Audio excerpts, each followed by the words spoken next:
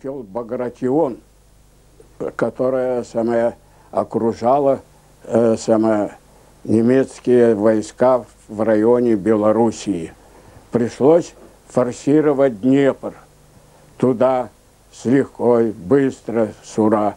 А потом, они, видимо, собрали силы и нас оттуда помели.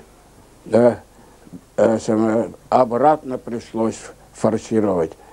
Потом, через некоторое время, команда, видимо, собрала силы и возможности обратно наступление.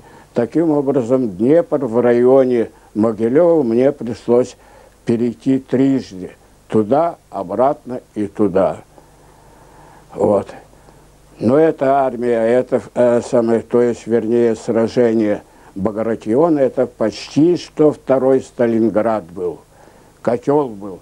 Там окружили большие войска, большие, очень сильные войска немецкой армии и уничтожали. Большое количество пленных взяли, целые колонны двигались.